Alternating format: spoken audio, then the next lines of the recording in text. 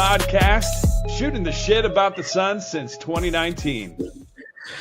Hey, Jamsters. Thanks for pressing play. Welcome once again to another edition Suns Jam Session podcast. This is a jort, one of those jam session shorts that we like to do from time to time. And if you don't listen to our audio feed, you probably don't hear these jorts. If you strictly watch us on YouTube or Facebook, Twitter, X, wherever you consume this content, make sure you subscribe, rate, and review to our audio feed, whether it's on Apple Podcasts or Spotify, wherever you get your podcasts, because we do release jorts from time to time and flashbacks. So jam session flashbacks, something we released earlier this week, going back and revisiting the Bradley Beal deal with myself, Matthew, and Suns Geek, and jorts as well. Definitely worth checking out. I decided to record this one live because I kind of missed you guys. It's been a week since Suns basketball. And obviously we've endured the All-Star game and gone through just this kind of this nice break. A break where you can pop open a nice cold beer with your buddies, sit back, relax, swig it. I'm sure you guys loved hearing that. And just think about the Suns.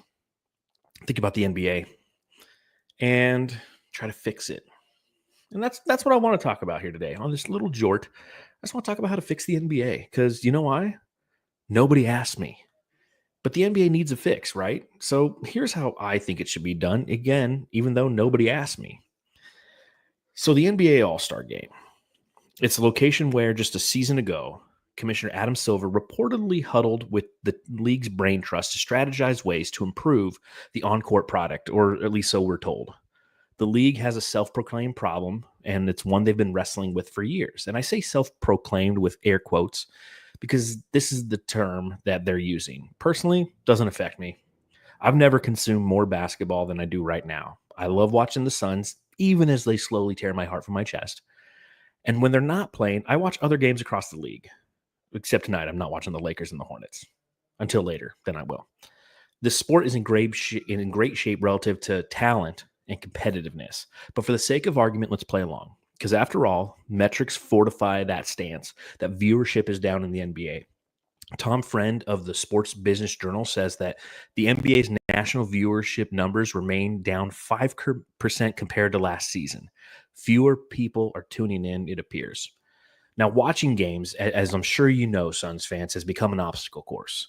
There's plenty of reasons why. Fragmented local broadcast rights, the need for 5 different apps to follow just one team, a generation raised on highlights instead of the nuances of the games, an ever-growing reliance on the three-point shot, all of it has contributed to those declining ratings. And this was the same issue that the team navigated last year. And if reports are to be believed, it was in Indianapolis at the All-Star game where Adam Silver and the league and their higher-ups decided that physicality would once again be tolerated, maybe even encouraged. Let's not fix how it's consumed, guys. Let's just fix how it's played. Because, fixing it and fixing how it's presented to the audience could disrupt the truckloads of money the league makes in corporate sponsorships and whatnot. We saw the shift in real time, didn't we? Like, as the season wound down last year, players had to adjust. Officials swallowed their whistles more often, allowing a grittier, more physical style of play. And the numbers backed it up too. Before the All-Star break, teams averaged 19.4 fouls a game. After the All-Star game, that number dipped to 17.4. So traditionalists welcomed the change with open arms, and for the first time in years, it felt like the league was making good on its promise to crack down on foul baiting, refusing to reward players who leaned into defenders just to get a cheap trip to the free throw line. The game, for a brief moment, felt purer. This season, the NBA snapped right back to its usual ways. Once again, any and all contact is whistled, making it a league where defenders are practically playing with their hands tied behind their backs. Naturally, this benefits offensive players.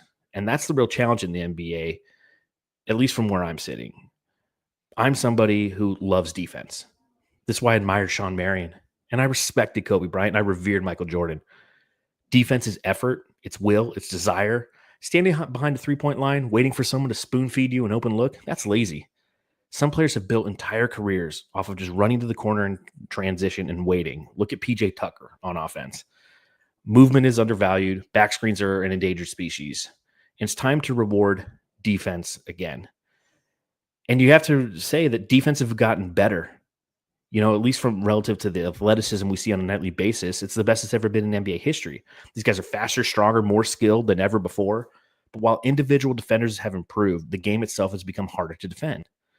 With rule changes favoring offense, floor spacing wider than ever, and whistle-happy officiating, even the best defenders are left chasing shadows. The league has tilted so far in favor of scoring that someone stopped coming. I'm sorry, the scoring has stopped. It's not clean. It's not an art form. It's never rewarded the way it was. Now, I'm not the guy who's going to sit here and preach that 90s basketball was the pinnacle of the sport. Sure, there were some all-time greats, but there's also some really shitty basketball back then. Remember the Dallas Mavericks of the 90s? Ooh, gross. But the game's evolved. International players have reshaped the league with the fundamentals and their team-first approach. The Steph Curry generation has redefined what's possible from beyond the arc. And the result, a league that has become purely an offensive spectacle. I mean, just look at the Suns. We have a good offense. I wouldn't call it great. Our defense, 27th in the league. Therein lies the challenge. Analytics has sunk its teeth into this game, and the three ball has become an unstoppable force. Pair that with the officials turning a blind eye to travels and carries, and you've created a league where generating space is easier than ever. And defense, it's more of a suggestion than a necessity. Defense just isn't de-emphasized. It's practically outlaw. Yet no matter how the game changes, one truth remains. Elite defenses will still rise to the top. Look at Boston last year. Look at OKC this year. Just like the 90s, the teams that lock in defensively are the ones that go the distance. But basketball has not, as a whole, hasn't shifted its priorities. The culture now favors shooting over stopping, and the NBA has fully embraced it. This is a league that rewards offensive brilliance far more than defensive effort, where contested step-back three gets more love than a perfectly executed defensive rotation. Is the game actually broken, or is it just harder for fans to engage with it the way they used to? I think it's some of column A. It's some of column B. And today I'm going to focus on the on-court issues rather than try to fix how to effectively put the product in the hands of the people, a.k.a. I don't know how to navigate all the TV rights. I'm just not that smart. I'm not here to fix the league. Whatever half-baked ideas I have probably have been laughed off in some back room over glasses of Crown Royal while the league counts another mountain of sponsorship money. Nothing I suggest is revolutionary, but I do believe a few simple tweaks could make the game better, could make it absorbable to the non-basketball heads, and give defenders a fighting chance in a league that has essentially outlawed their existence. So I'm going to toss these ideas into the ether, not because I expect change, but because writing for Brightside and doing the Suns Jam Session podcast is my therapy. Putting this out there makes me feel like I've accomplished something, even though I know damn well I haven't. So here, my beloved Gemsters, is how I think you can fix the NBA. And again, thank you if you're joining me. Truly appreciate it. Just this is why you go ahead and put on those notifications. Lets you know whenever we go live right here on the Suns Jam Session podcast. And that's what we're doing. So let me start with point number one: how to fix the NBA. Call traveling again. Like, this is probably my number one pet peeve when watching basketball. It used to be so simple. Take 2 steps before dribbling, and on the third, you'd be called for a travel. But that logic has disappeared, replaced by a vague, convenient term like gather, and that's infiltrated the NBA vernacular. Now players, already elite at creating space, get an extra step to do so, leaving defenders utterly helpless. And you see it constantly. An offensive player jabs forward, forcing the defender to react. Defenders have no choice. They have to respect the drive. If they step toward the offensive player to cut off a potential run at the basket, contact may be created. Foul. So instinctively, they have to take a step back. And that's why guys like James Harden, Trae Young, Luka Doncic, Shai Gilgeous-Alexander, Booker's got a little bit of his game, but he doesn't have it mastered to the same level that they do. But they've mastered the art of bending the rules. They step forward, baiting the defender, then hop backwards, planting 2 feet, and fire a jumper. Isn't that a travel? Like 1 step forward, hopping back into 2 steps? I'm no mathematician. I don't teach arithmetic on the side. But by my count, that's 3 steps. That should be a travel. But the NBA has conveniently decided that the first step is a gather, allowing players to take extra movement to prepare their shot. The result, offensive players get even more room, and defenders are left playing an unwinnable game. We see this when players attack the rim too, jumping off of 1 foot, landing on 2, and then going in for an inside layup coming off of their pivot foot, that's a travel. It's called a travel my entire life until recently. It's like the Euro step has morphed into this 4-step cadence that leads to easy offense. The same thing goes for players pivoting off of one foot, spinning like Hakeem Olajuwon, only to step off the pivot foot onto another to create space. Should that be a travel? Yeah, but now it's become the norm. This needs to end. We need to go back to calling this a travel. That rule has created an offensive imbalance where players who would never have thrived in the past are flourishing. It's bending the rules to the breaking point. And it feels like officials are simply avoiding the call to prevent inconsistency. But here's the thing. It's not that hard. Step 1, step 2, on the third, it's a travel. Blow the whistle. I honestly don't think it should be this difficult to fix something that could have such a wide-reaching impact on the game. Traveling was put in place to hold players accountable for each dribble and to give defenders a fair chance to time their defensive plays. That's no longer the case. It's hurting the league. The game is suffering because we've let this slide for too long. So that's 1. Traveling. Call it, motherfuckers. 2, change the three-point line. Now, this isn't revolutionary, but get rid of the corners. I've never understood how the three-point line is so inconsistent in relation to the basket. It's 23 feet 9 inches, except when you're in the corner, then it's a whole foot 9 inches closer. It's 22 feet. You've got players making a career out of running to the corner, standing there, and waiting for the ball to come to them just so they can launch a three. And the reward for this complete lack of offensive creativity? 3 points. Thus far this season, we've seen 60,970 shots that have occurred from beyond the arc. 15,452 have come from the corners. That's 25.3%.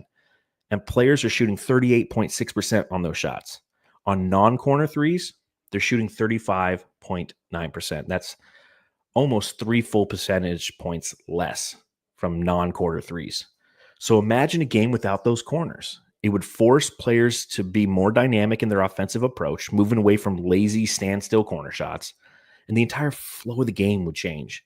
And defensively, it benefit them too. Without the corners to camp in, defenders wouldn't have to worry about players getting easy looks from 3. They could sag in, the sagging in from the weak side could be an advantage, not a disadvantage, because if you swing it over there and he hits it, it's just 2 points. And Sam Quinn from CBS Sports made this suggestion this past December. The thinking is that the 3-point line would be redrawn so it ends before we reach the corners of the court. But doing so also creates the same problems we've covered with eliminating the 3 and moving it back. Not just quite to the same degree. Moving the corner or removing the corner 3 doesn't just turn back the clock on the 3-point volume or so, but it does erase the threat of the corner 3. So just imagine it being, 23 feet 9 inches all the way around, and then just runs out of bounds. That's what I'm proposing here. The modern NBA has abused the math. We've all seen it. The relentless push for more and more 3-pointers, as if the numbers justify the disregard for balance. When math becomes the only thing that matters, the game itself starts to break down. To realign the math with the flow of the game, the court needs to be adjusted. Just as it was back in 1978 when they added the 3-point line.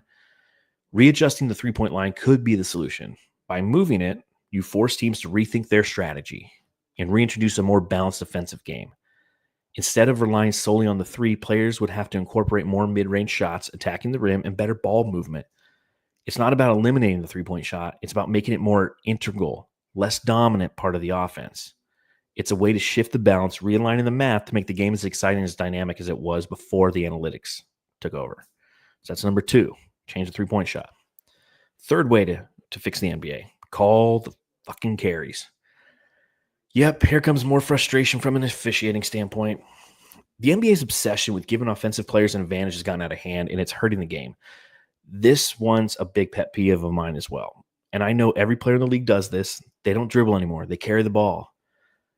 But it's just a violation. Just look at the rule book, all right? Number 10, Section 2, Point D. A player who is dribbling may not put any part of his hand under the ball and 1, carry it from one point to another, or 2, bring it to a pause and then continue to dribble again. Yet we see this constantly. Trae Young, KD does it. Everybody does it. Why is this important? because it allows offensive players to get away with a lack of accountability in their dribble.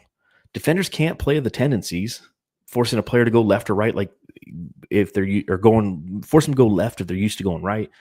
With the carry, a player can start moving in one direction, then drastically change the course because they're essentially cradling and or pausing the ball with and manipulating the dribble. The carry is an obvious offensive advantage, and it should be called as it's written in the rule book, but it's not. Just the way it goes, right? When the ball is carried, defenders lose their ability to time and react to the dribble. And with the league's crackdown on touching players, defenders can't gamble on a dribble, allowing an offensive player to just take an extra beat to hold the ball, using a defender's aggression against them. So blow the fucking whistle. Call it. We should see it way more regularly, especially in today's game. When's the last time you saw somebody get called for a carry? Anyone, even the most casual fan, can watch and see when a player is carrying the ball. And I honestly don't understand how officials miss it. I get that it's due to league direction, but that direction is wrong. It's creating an unfair offensive advantage that leads to more points. And last but not least, the last way I think you can fix the league. Hand checking. Everybody's favorite topic, hand checking. This is one I'm really beating the drum for, but I get the overall thesis of it. Removing hand checking opened the game up and helped the overall offensive aspect, but the byproduct has been an increase in foul baiting, which makes the game unwatchable. I can't help but feel that the league made a major misstep here by getting rid of the contact. Now, hand checking was banned before the start of the 2004/5 season, right? When Nash came back. And the league's rationale was to counter a defense-heavy era that had begun to slow down the pace of play. And it worked, but it had a consequence. Those 2004 Pistons, arguably the most physical, gritty defensive team in recent memory, had a huge impact on the game, and they took down the star-studded Lakers, who were trying to win their fourth consecutive championship. It was a storybook ending that the league was clearly hoping for. But it didn't happen because of the defense. So instead of letting physical defense shine, the league chose to take away hand checking, which essentially eliminated the ability for defenders to put their hands on offensive players. It was a move to increase scoring, but it also stripped away the physicality that made the game tough and intense. It was a step toward giving offensive players an advantage, making it easier to attack without worrying about being slowed down by a hand on the hip or a slight nudge on the perimeter. But that decision's made a lasting impact, right? In my opinion, it's the one way the league shifted the game towards offensive dominance. The Phoenix Suns we benefited greatly from that shift. The 7 seconds or less Suns were built to run, push the ball up the court with lightning speed because defenses couldn't impede their progress. And if they tried, foul. I love those years and I respect that style of play, but the absence of hand checking has undeniably hurt the overall product of the NBA. The lack of physicality has created a league where the slightest touch is a foul. A nudge, foul. An offensive player running into a defender trying to maintain position, foul. All this stems directly from the removal of hand checking. A whole generation of players has grown up seeking contact, knowing they'll be rewarded at the free throw line instead of focusing on the craft of avoiding the defender. We've got guys leaning in to draw fouls because that's how you get points. But imagine if physicality were allowed again. If it would completely shift offensive strategies. Teams wouldn't just look for open threes off the pick and roll. They'd be forced to find creative ways to get space and score. It'd become a chess game, a chess match, a tactical, cerebral game. But right now, we've been playing checkers for over half a decade. That's why this product is failing. That's why people aren't tuning in, because it's predictable. It's the same thing over and over again. You know what football has? Coaches who have to constantly adjust, run different sets, and outthink defensive schemes week in and week out. Basketball, not so much anymore. Sure, there are players who affect how you approach the game, offensively and defensively, but as a whole, basketball has become painfully repetitive. Everyone's running the same system. Spread the floor, shoot threes, repeat. If you're a better shooter or a better rebounder, congratulations, you win. But the real depth, the strategic intricacies of the game are fading away, and fans are noticing. How do you fix it? Simple. Bring back the travel, redesign the three-point line, call the carry, and damn it, bring back hand checking. That's the recipe for success. It's a blueprint for making the game we love better, more dynamic, more challenging, and more consumable every night. Let defenses play defense again. Stop letting players walk all over the court, carrying the ball like they're playing football. Maybe Adam Silver had this conversation in a back room in San Francisco this past week. I doubt, though. But if it did happen, we won't know until we start seeing changes on the court. There won't be any big announcements. It'll just be a slow adjustment that we'll all start to notice. That's how you fix basketball, at least in my eyes. And with that, I'm going to go ahead and get out of here. Thank you to everyone who's watching. But you know what? We're going to get out of here with a little ditty. So obviously I've been bored. No Suns going on. Productive though, this is live and such. But I'm gonna play a little ditty that I made when I was bored. Wrote some lyrics, put them into some AI, and had them sing them for me because Lord knows I can't sing. So let's go ahead and talk about how money it don't buy wins.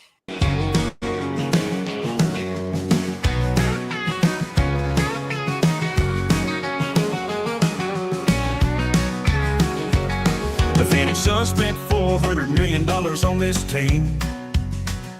They got them some big stars, but it's a nightmare, not a dream. Booker passed Walter and Durant, just went for 30K. But none of that matters when you can't win a fucking game. Money don't buy wins, we all know that much is clear. We got talent, but no heart, it only ends in tears. Can't even buy a rebound, can't hold a goddamn lead. Money don't buy wins, it's about false hope and misery. We sent Nurkic a packing cause we couldn't get along. Traded for Charlotte's bench and now everything's still wrong. We can't hold the ball, turnovers flying left and right. Tyus Jones ain't the damn answer, you've got that fucking right. Money don't buy wins, we all know that much is clear. We got talent, but no heart, it only ends in tears. Can't even buy a rebound, can't hold a goddamn lead. Money don't buy wins, it's about false hope and misery. That ESPN gave us hot dogs, $2 now, that's a sweet deal. But I'm wondering if that basketball's worth this cheap meal. Don't box out, can't hustle, won't even run a single play. Coach Bud is playing plumly too much, that is all I'll say. Money don't buy wins, we all know that much is clear. We got talent, but no heart, it only ends in tears. Can't even buy a rebound, can't hold a goddamn lead. Money don't buy wins, it's about false hope and misery. I'll be back here for the next game, I'm addicted to the pain. Guess some fools never learn, but loyal to the Suns I shall remain. I'll guzzle my beer down, try to smile through all the frustration. Trade deal Tyus as a whack, but still I'm here for the Suns' salvation.